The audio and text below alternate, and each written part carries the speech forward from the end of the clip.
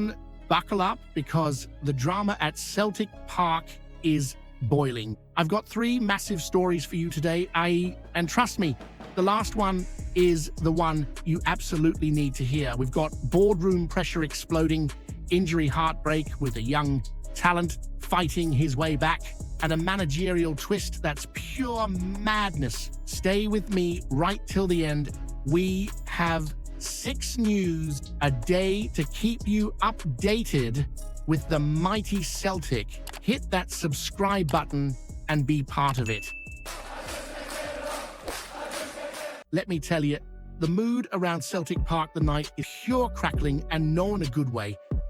We're on the eve of what might be one of the tensest AGMs we've had in years, and the pressure's not just simmering, it's at full boil. The Celtic fan collective has come out swinging again, and this time the target's no Desmond, no Lawwell, but big Michael Nicholson himself. And fan, they've absolutely torn into him. According to the collective, Nicholson's looked completely out his depth all season.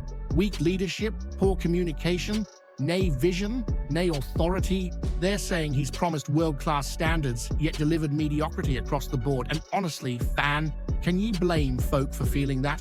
After the season we've had, it's felt like shouting into the void. On the park, stagnation, off it, silence. Meanwhile, across the city, Rangers are tripping over their AI shoelaces as usual, and somehow we're still finding ways to make life hard for ourselves. The collective said Nicholson should be visible and actually speak to supporters.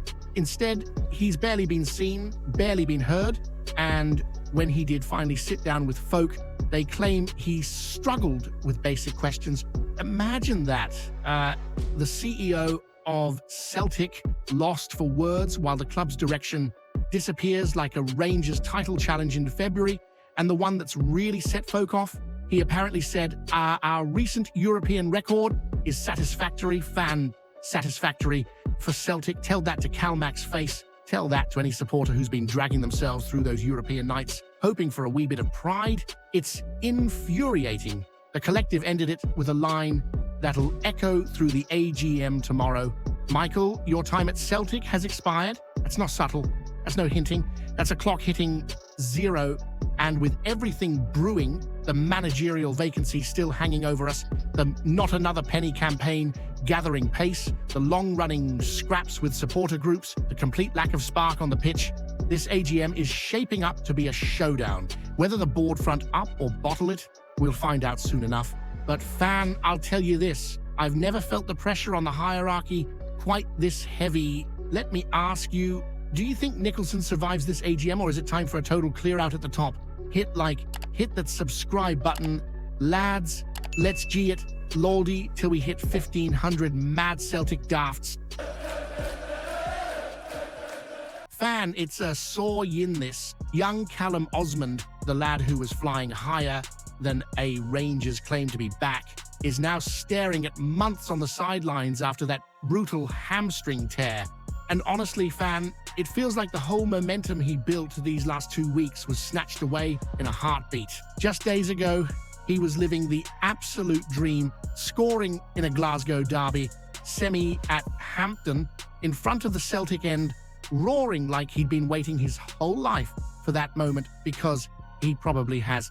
Under Martin O'Neill, he looked like a proper first-team contender, fearless, lively, and giving you that buzz Celtic strikers should always give you. But then came Midtjylland, one wrong movement, one wee pull, and the laddie collapsed in agony. Tears, stretcher, the whole stadium stunned. A real gut punch, fan. The kind that reminds you football can be magic 1 minute and merciless the next. Now he's shared his first post-surgery photo, crutches, full leg brace, and somehow still smiling.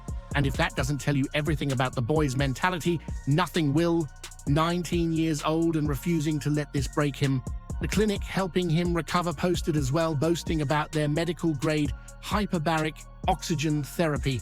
Apparently, it helps athletes heal up to 75% quicker. Fan, I don't know the science, but if it gets him back before the end of the season, I'll personally buy them a pint. Celtic will take no chances with him. they know what they've got, a proper prospect with a spark we've been crying out for, especially with all the injuries piling up. Nacho's out, Saraki's out, Alistair Johnston's out, Colby Donovan stretchered for the Scotland U21s. It's like somebody's cursed our hamstrings this year. Probably a Rangers fan with a wee homemade voodoo doll. But the hope is simple. Smooth rehab, steady progress, and Osmand back terrorizing defenders just when the new permanent manager arrives. And fan, imagine him returning near the end of the season. Hampton again, another derby, another moment. Stranger things have happened. Just ask Rangers about their title challenges. Let me ask you, fan, do you think Osmand comes back even better, or are you worried this injury might slow his rise? Hit that subscribe button, lads. Let's G it. Laldi till we hit 1,500 hours mad Celtic daffs. Let me talk to you straight, because this managerial circus is turning into the kind of farce even the blue half of the city would be embarrassed by, and that's saying something, considering they once claimed they were the same club after disappearing like a bag caught in the sucky whole wind. So here's the latest twist in the Wilfried Nancy palaver. Issa Tall, the Columbus Crew general manager, has popped up to basically say, aye, very nice rumors you've got there, but Celtic haven't even asked the question.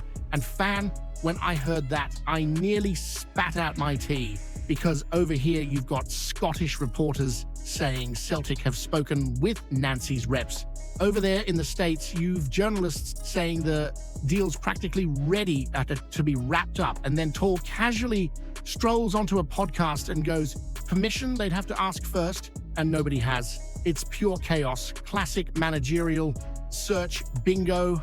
And of course, he mentions the wee detail about compensation, folks saying we'd need to pay around £2 million for Nancy, but he shuts that down too because there's been no official contact. Not a letter, not a call, not even a cheeky WhatsApp, nothing. Meanwhile, Celtic confirm Martin O'Neill and Sean Maloney will keep steering the ship for now, but give absolutely no update on anything else. And fan, let's be honest, the club's silence could give Rangers communication lessons, and we know how low that bar is. So what happens next? Well, we wait again. While every outlet, journalist, and their dog claims they know exactly what's going on. American reports say it's happening. Scottish reports say talks are underway. Colombian crew say nobody's even knocked on the door. And you, fan, are stuck in the middle, wondering who's telling the truth and whether the board are moving with urgency or strolling around like they've got all the time in the world. With the AGM looming, this lack of clarity isn't just annoying, it's pouring petrol on the frustration already bubbling away. Because the club needs a permanent manager, not tomorrow, not next week, now, someone with direction, presence, and a plan that doesn't involve us hearing 20 different versions of the same rumor in a single afternoon. Tell me this, fan, do you think the board actually has a clear target and strategy here? Or is this whole thing turning into another slow-motion mess that's letting the pressure pile up even higher? Hit that subscribe button, lads. Let's G it, Laldi till we hit 1,500 mad Celtic daffs.